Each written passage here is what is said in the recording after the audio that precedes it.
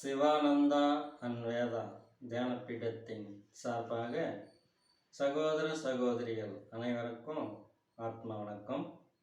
நாம் இன்று சிந்திக்கவிருக்கும் தலைப்பு, உன் நண்பன் யார் என்று சொல், நீ யார் என்று சொல்கிறேன் என்ற பழமொழியின் தாற்பயம் என்னவென்றால், நாம் பழகக்கூடியவர்கள் நல்ல பழக்க வழக்கம் உள்ளவர்களாகவும் நல்ல எண்ணம் கொண்டவர்களாகவும் இருக்க வேண்டும்.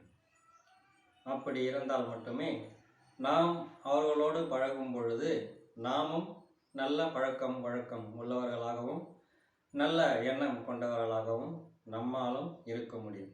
இதனுடைய சூட்சமம் என்னவென்றால், தீய பழக்கம் உள்ளவர்கள், தீய எண்ணம் கொண்டவர்களின் சுவாசம் அடர்த்தி மிகவும் அதிகமாகவும், ஆன்மீக பாதையில் இருப்பவர்களும் யோக பாதையில் இருப்பவர்களின் சுவாசம் அடர்த்தி மென்மையாகவும் இருக்கின்ற காரணத்தினால், தீய பழக்கம் வழக்கம் உள்ளவர்களோடு நாம் நட்பு கொள்ளும் பொழுது அடர்த்தி அதிகம் கொண்ட சுவாசம் மென்மையான சுவாசத்தை மிக எளிதில் ஆட்கொள்ளும்.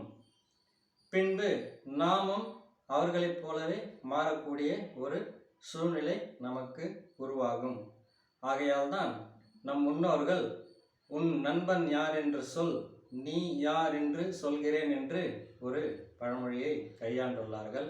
ஆகவே நல்ல பழக்க வழக்கம் உள்ளவர்களோடும் நல்ல எண்ணம் கொண்டவர்களோடும் நாம் பழகி நாமும் நல்லவராகவும் நல்ல மனம் படைத்தவர்களாகவும் நல்ல செயல் செய்யக்கூடியவர்களாகவும் நாம் வாழ்வில் விளங்குவோம் என்று கூறி இந்த சிந்தனையை இதோடு நிறைவு செய்து கொள்கிறோம்.